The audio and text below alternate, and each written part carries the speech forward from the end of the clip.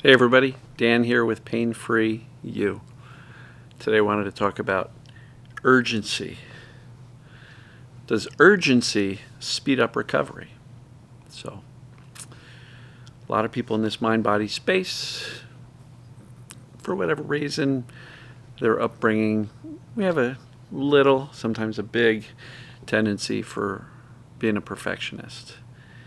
And so when we finally hear about this mind-body concept, TMS, perceived danger pain, neuroplastic symptoms, whatever we want to call it, our perfectionist tendencies kick in. So we go into research mode and we dive in deep and we learn and we watch and we read and we listen and we do everything that we can to get as much information as possible. But then there's a point where we need to start implementing some of the concepts in order for us to get better, right? Because a lot of people can get stuck in knowledge acquisition.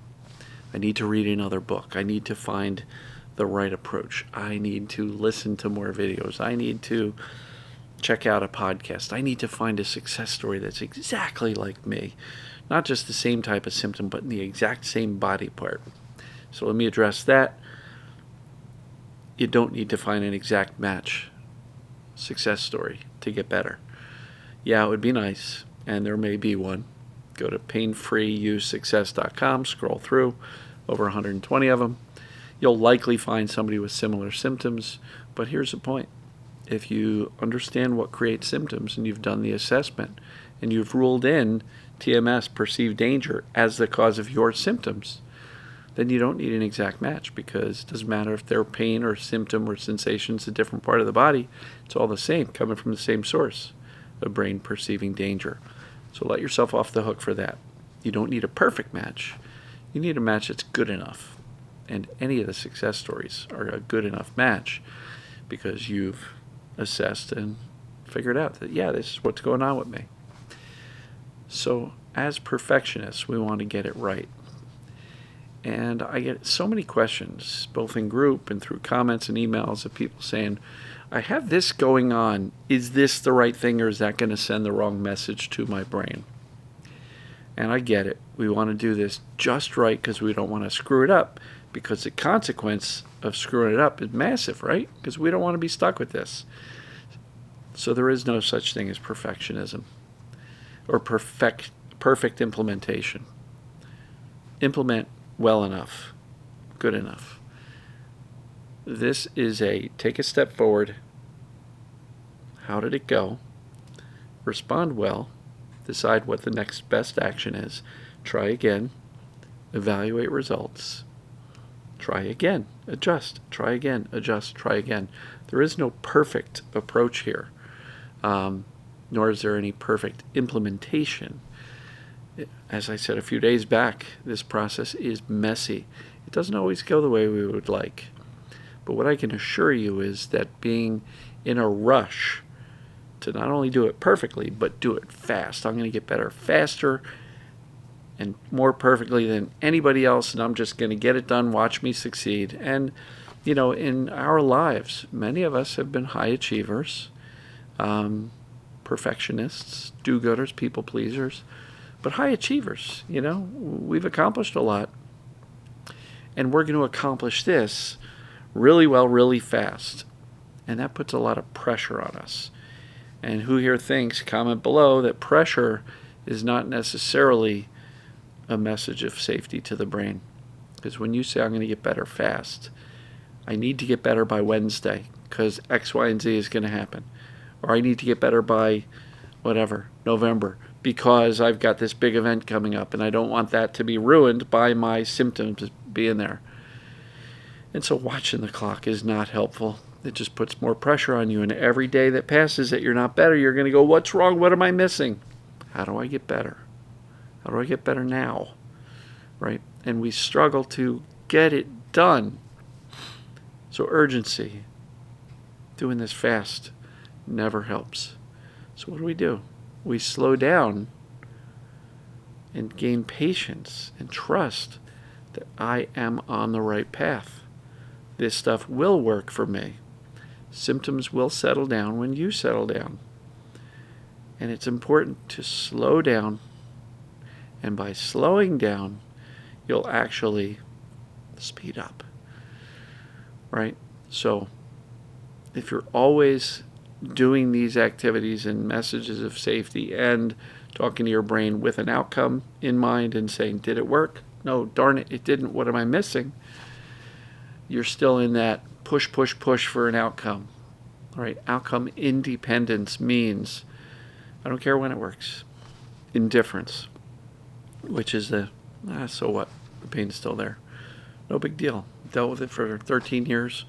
Who cares if it's here today? No big deal, right? I learned to allow it, accept it, stop fighting it, stop resisting, stop trying to fix it and get out of here, get rid of it immediately, because trying to get rid of it immediately kept it around for a long time. So, don't like this phrase, but I'm going to say it. What we resist persists. What we want to get rid of faster sticks around longer. Because we're saying to the brain, this is a big deal. I got to get rid of this now. And that equals danger to a brain that's paying attention. And so, slow down to speed up. What do I mean by that? Think slower, speak slower, breathe slower. Now, don't get me wrong. Sometimes we have a lot of stuff going on. We got to hurry. That's not what I mean. Regarding recovery, slow down to speed up. And if you're slowing down and saying, I was slow today, did it work? No, it didn't work. Oh, how do I slow down better? I can see the comments coming. I've tried this, Dan. It's not working. Slow down because it feels good to slow down. Don't rush it. It will happen. And it will happen when you sometimes least expect it.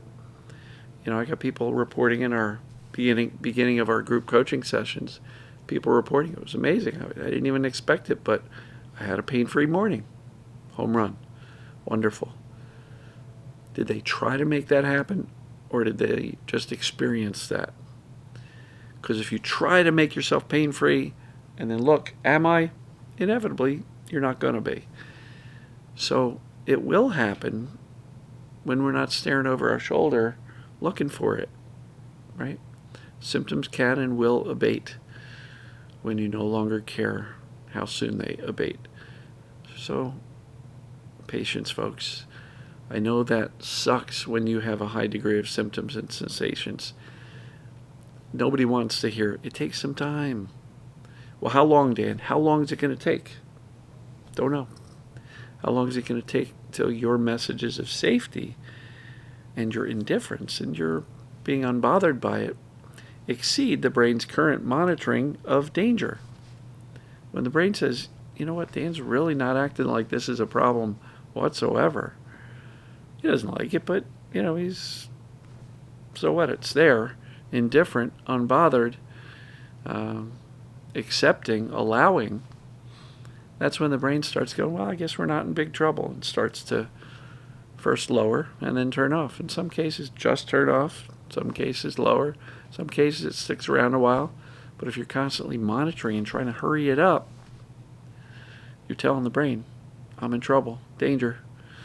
So slow down to speed up. And urgency doesn't help. So, love you folks. We will see you tomorrow. Don't forget to subscribe on YouTube or like the group on Facebook or share. You know to do the thing. See you folks tomorrow. Take care.